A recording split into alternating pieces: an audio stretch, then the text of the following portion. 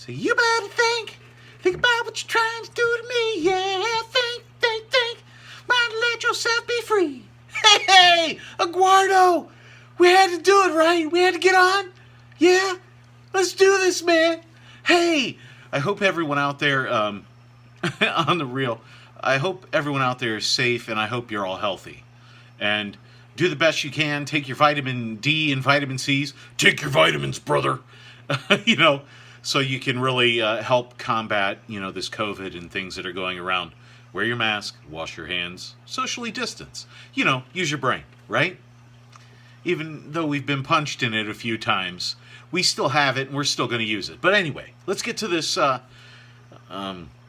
prediction video. It's just a day away, day and a quarter away, between Errol Spence and Danny Garcia. It's a massive fight.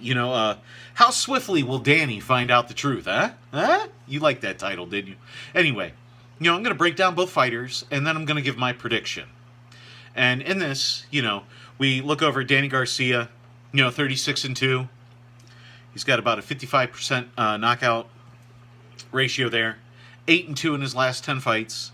5 knockouts in those, so he's only around 50%, so it's a little bit lower, but that happens when you step up in competition and things like that as it goes. 5'8", 68.5-inch reach. So, I guess the reach is good for his height, if that makes any sense, but it's kind of short when it comes into boxing and stuff. He had a good fight against Ivan Redkach. That was a good one. Had the nice knockout over Granados. And let's look at that, but he's going the distance with a lot of these guys. He had the loss against Sean Porter. Their one really common opponent that you could really look into and see all of that. He lost a lot of that power when he moved up to welterweight, but he is a welterweight now. He's not a light welterweight. He is officially, I would say he's a solid welterweight there. His last couple fights, especially when you're looking at fighting for titles, holding titles, things like that, kind of don't win those if you're not really of that weight, in a sense. So, we look at him. Swift, he's very accurate. We're looking at about a 45%, maybe a little more with his power shots and stuff. That's really, really good. He's got good movement. He does really well with the counters. And he does that body work, loves to throw it, does a lot with that left, but he does keep it low. He has a bad habit of that. If there was one thing about him I would say he can kind of fall into, especially against great boxers and things like that, is Sean Porter, and then kind of exposed a little bit, is he's not active enough. And what I mean by that is, you look at a lot of his fights, Thurman, Porter, Guerrero, all of those, and he's under 500 punches for 12-round fights. He's not throwing them. He's only averaging 40 punches a round and stuff. And when you're talking welterweight, that's low. These guys are a lot more active. I wouldn't expect to see something like that until you got into like light heavy. Middleweights are normally more active, 50, 60 punches a round. So him being there, and granted, he's a counter puncher. So he is going to throw less punches, and technically he should be more accurate with those. So that kind of goes to his accuracy when you're looking at him fighting there. The more punches he throws, actually, the more accurate he is. So when he lets his hands go, he actually can land more. The problem is with his style, he doesn't let himself do that. So you're always like, throw the punches, bro. But you don't get to be on the world-class stage by fighting a fight that isn't your own. So he sticks with that. Doesn't throw enough, as I said. That low left gets touched too much cheaply. And by that, punches that normally shouldn't hit him at all kind of get him. And you'll see that. And if you watch a lot of his fights, you'll see those punches. I shouldn't have got hit there, but they come in and they get him. You don't like to see that. Um, Again, he doesn't rush, and we talked about that earlier. It could be to his detriment because he doesn't push that pace. Against Shawn Porter, he started out very slow, picked it up as the fight went on, but he gave up too much early. And when you start getting against super slick fighters, boxers, things like that, especially in Errol Spence, you've got to start at the top right at the beginning. Hopefully he comes in fully sweated up, warmed up, and ready to go. Because if he's not against Errol Spence, he could give up 2 or 3 rounds that he will never get back. A lot of 1s and 2s, maybe 1, 2, 3s. Again, he's the counter guy, right? He waits for that punch to come in when it comes, and he feeds off of it. So if you throw the right, he eats the right and comes with that left hook over the top. It's, again, not a lot of punches and bunches. But when he does, it works. He does the high-low very well. He's durable. He can take a punch. Thurman did knock him out. You know what I mean? And Thurman knocked out a lot of people. But then again, you look at Thurman, and he was on fire, but he hasn't had a lot of knockouts lately. Once he stepped up in competition and started fighting better people, he wasn't knocking them out. And again, I said he is a welterweight now. He's a great fighter, really good fighter, I should say, because great is reserved for like the elite. So you come over to, and he's 32 years old. Did I mention that? You come over to Errol Spence, 30 years old, 5'9". He's got that 72-inch reach, so he's got more of a reach, and he uses it. That is the thing you'll notice, especially watch that Shawn the Porter fight.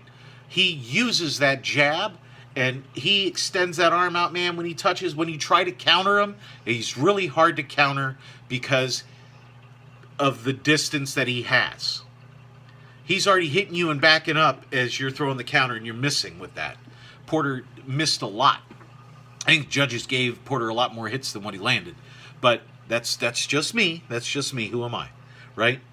So when we look at that, he's 26-0, 21 knockouts, 80% knockout ratio. Fantastic fighter there. But this is by far the longest layoff of his career. And we kind of know why, right? If you haven't seen that video, it'll open your eyes, So there's a lot of things coming in there. It's his first fight back. And this is a hell of a fight to come back for your first fight. Maybe he was looking at possibly a rematch with Shawn Porter, because there was one judge that closed their eyes and judged the fight and actually had Porter winning it, in my opinion. So maybe, he wants to redeem that or something. Again, got out. I don't want to say what he did, but obviously we know he got into an accident, and, who knows and what you come from there. I'm going to go live in a couple hours, and we'll talk about that a little bit with it again. So let's go for the before the accident, what we knew about him. So many gears, crazy active, throws well over, almost averages around 800 punches about, when he goes 12, obviously.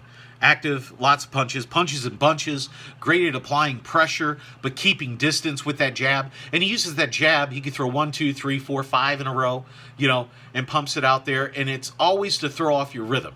So he's really good with the feints. And if his style is, I would almost say, is a perfect counter style to a counter puncher, because he keeps that distance. And with the feints and stuff, it's really hard to time him. And he hits you, he's already backing up and getting out of the way. So when you're loading up the counter punch, it's kind of like you have to run the risk of maybe throwing as he's throwing, with the hopes that your punch is going to land sooner than his. But I don't know if that's possible, because he's very fast. His nickname's not Swift, but he doesn't need a nickname. I mean, he has one. It's the truth. Stole that from Carl the Truth Williams, by the way, but I'm getting carried away there. Again, he's accurate. He's the most accurate power puncher in the welterweight division at 48%. So his is even higher than what Danny Garcia's is. So I think you will see that come into effect too, because not only does he counter punches a counter puncher, because he hits you, you swing, you miss, and then he tags you. So it's again, his style is dangerous for counter punchers. One, because he's very active, and his activity and his movement and the distance that he keeps, and especially in this fight with longer reach, is I think Danny Garcia is really going to anyway get carried away. Really throws a lot of nice shots to the body, stays in that southpaw stance pretty much the whole fight. You'll very rarely see him switch right. He sticks with it, and that's a good thing, because if you're not excellent at going and switching up, there are very, very few fighters of all time that can actually switch back and forth, and are just as good. Hagler is one that stands out to me. Hagler was really good right or left-handed. Bud Crawford is another one if you really want to see a fighter do that, but not Errol Spence. Errol Spence pretty much stays southpaw the entire time there. Again, he uses that reach. He uses the high guard a lot, which is good for him, and throws a lot of lead lefts. So he'll come in, and so you'll be looking at Danny Garcia trying to counter those lead lefts when they happen. The problem is as I said, he gets in, he hits, and he's already backing up. So maybe he'll get a graze or something like that. But very rarely is he going to get hit flush, which, again, nice feints. And I would like to call, kind of like what Spence does, he's an aggressive counterpuncher. He's what Danny Garcia needs to be if he wants to win this fight. But Errol Spence is already the aggressive counterpuncher. That's his style. That's what he does, because of that speed. He gets in, gets out, you miss, he hits you again. So not only was he an offensive with the pressure, then he's actually countering you when he makes you miss. And we can look at that when we look at the Shawn Porter fight there. Now, Shawn Porter touched Errol Spence more often than any other fighter that's ever hit Errol Spence. He got him 172 times. He got Danny Garcia 180. Garcia was a little more accurate with his punches. Again, I think Errol Spence, I think they miscounted a lot of his stuff. And maybe they didn't count all the groin punches, because that had been about an extra 100. Anyway, so he was at 35%. I'm talking about Danny Garcia now. Let me get square that. Danny Garcia was at about a 35% clip, and he got hit at about a 24% rate. Whereas Errol Spence was at a 29% clip accuracy, but he only got hit at a 23%.